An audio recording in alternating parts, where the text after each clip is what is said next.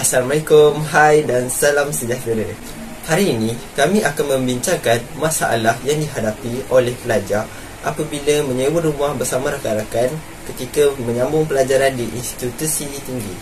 Sebelum itu, mari saya perkenalkan ahli kumpulan saya. Yang pertama sekali ialah Muhammad Ammar bin Abdul Razak. Yang kedua, Muhammad Haziq bin Muhammad Zahar. Yang ketiga, Nabila Syafiah binti Nazrul Haizam. Yang keempat, Nur Hasinda binti Abdullah. Yang kelima, Nur Alisa binti Muhammad Yaakob. Dan yang keenam, saya sendiri iaitu Muhammad Syahmi Akmal bin Suhaimi. Untuk mengupas lebih lanjut masalah yang dihadapi ini, saya akan serahkan kepada rakan saya Syafiah untuk memberikan pengenalan masalah ini. Sebagai seorang pelajar yang melanjutkan pembelajaran ke peringkat yang lebih tinggi seperti diploma, degree, PhD dan sebagainya, sudah tentu akan mengalami situasi di mana jauh dari rumah dan terpaksa menginap di rumah sewa berhampiran institusi pengajian mereka. Di sini saya ingin menjelaskan persoalan tentang permasalahan situasi yang mungkin berlaku atau tidak terhadap mana-mana individu. Sebagai contoh, saya dan 4 orang rakan lain menyewa bersama di sebuah rumah sewa berhampiran kolej. Di antara 4 rakan sewa, seorang mempunyai perangai yang tidak suka mengemas dan selalu membiarkan pakaian kotornya bertabur di dalam rumah. Dia juga sangat jarang membasuh pinggan mangkuk serta gelas walaupun dirinya sendiri yang telah menggunakan. Tetapi dia juga tidak mempunyai masalah berkaitan kewangan seperti membayar sewa rumah. Dia juga seorang yang murah hati kerana dia mudah memberi pinjam wang sekiranya ada rakan-rakan yang mempunyai masalah kewangan. Persoalannya di sini, bagaimana cara kami menyelesaikan masalah ini? Terdapat beberapa punca di mana seseorang itu malas untuk mengemas rumah. Yang pertama ialah mempunyai fikiran yang tidak matang, iaitu berfikir mempunyai ahli menyewa untuk membersihkan rumah kerana sudah terbiasa dimanjakan oleh ibu bapa yang tidak menyuruh anak-anaknya membuat kerja rumah. Yang kedua ialah seseorang dalam keadaan stres di mana malas untuk membuat kerja dan malas untuk membuat aktiviti kerana lebih memfokuskan masalah stres. Apabila seseorang stres dan mempunyai stres yang berlebihan, maka segala aktiviti tidak dapat dilakukan kerana dibelenggu perasaan sedih atau marah. Akhir sekali ialah kesukaran seseorang untuk berkomunikasi. Contohnya ialah seseorang yang pendiam dan tidak banyak bercakap. Ini akan menimbulkan perasaan malu atau segan untuk membuat kerja rumah seperti mengemas dan membersihkan rumah bersama rakan-rakan yang lain. Antara strategi yang pertama yang dapat menyelesaikan masalah ini ialah dengan membuat jadual mengemas untuk membahagikan tugas kepada semua yang menetap di rumah sewa itu dengan adil supaya masing-masing dapat membuat kerja yang ditetapkan di dalam jadual. Tindakan ini bukanlah hanya untuk menumbuk sifat berkira. Cara ini lebih kepada membina rasa tanggungjawab terhadap penjagaan kebersihan rumah sewa yang didiami. Sekiranya ada hari yang tidak boleh dielakkan dan tidak sempat untuk mengemas, kita sebagai kawan pula janganlah berkira untuk membantu rakan lain mengemas. Hal ini demikian kerana pada hujung minggu kita dapat mengadakan gotong royong untuk membiasakan diri hidup dalam keadaan yang sentiasa kemas dan bersih. Dengan cara itu, dapat membuat dirinya mengambil berat tentang pentingnya menjaga kebersihan.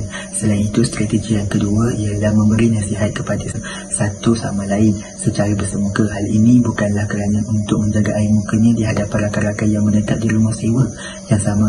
Oleh itu, kita sebagai rakan hendaklah menegur dengan cara yang lembut untuk mengelakkan dirinya terasa malu dengan kita. Sebagai contoh, menegur dengan berterus terang dan tidak berdolak dalih sehingga maksud yang cuba disampaikan itu lari dengan tajuk asal.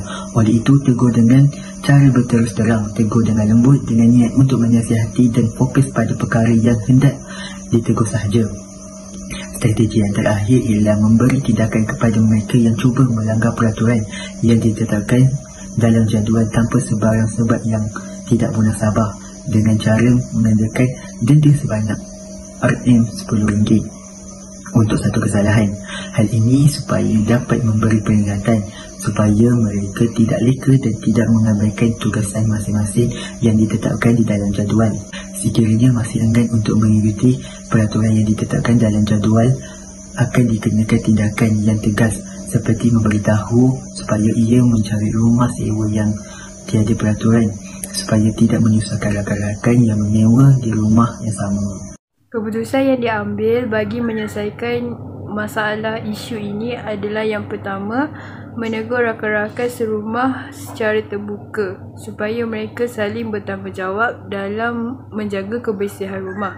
Hal ini untuk memastikan setiap individu itu mempunyai rasa tanggungjawab dan disiplin dalam menjaga kebersihan rumah. Perbuatan ini juga untuk tidak memalukan sesiapa sahaja yang melakukan masalah kerana teguran dan nasihat ini dilakukan secara terbuka. Terusnya yang kedua ialah menegur secara individu kepada rakan yang mempunyai masalah dalam menjaga kebersihan rumah. Teguran ini untuk memastikan beliau merasa bertanggungjawab dan bertimbang rasa kepada rakan-rakan yang lain di rumah sewa. Akhir sekali, keputusan yang diambil adalah mewujudkan jadual mengemas rumah pada setiap hujung minggu. Contohnya seperti mencuci pinggan, mop lantai dan sebagainya. Hal ini untuk memastikan setiap isi rumah saling bekerjasama dalam menjaga kebersihan rumah tanpa ada yang mengambil kesempatan untuk lari daripada melakukannya. Okey, baiklah. Secara kesimpulannya, pertama, kebersihan yang terjaga akan memastikan diri kita sendiri terhindar daripada penyakit yang disebabkan oleh amalan yang tidak mementingkan kebersihan. Dua, suasana yang tenang juga akan diperolehi sekiranya kita sendiri mementingkan aspek kebersihan. Tiga, sebagai seorang pelajar yang menyewa bersama pelajar lain, kita seharusnya tidak mementingkan diri sendiri dan perlu mengambil peduli dengan keadaan sekeliling, di mana kita boleh memainkan peranan dengan memberi nasihat dan menegur mereka yang berkenaan tentang aspek kebersihan. Empat, sikap bertanggungjawab dalam diri seorang pelajar itu perlu diambil sebagai contoh, walaupun tidak mementingkan aspek kebersihan, tetapi dia peduli akan tanggungjawab sebagai seorang penyewa dan sentiasa bermurah hati untuk membantu rakan yang dalam kesusahan. Nombor 5, peranan antara ahli penyewa itu perlu diutamakan dengan menegur dan memberi tunjuk ajar berkaitan dengan aspek penjagaan kebersihan. 6, kita juga boleh saling bantu-membantu dalam menyiapkan dan membersihkan kawasan dalam dan luar rumah dengan membahagikan tugas secara sama rata.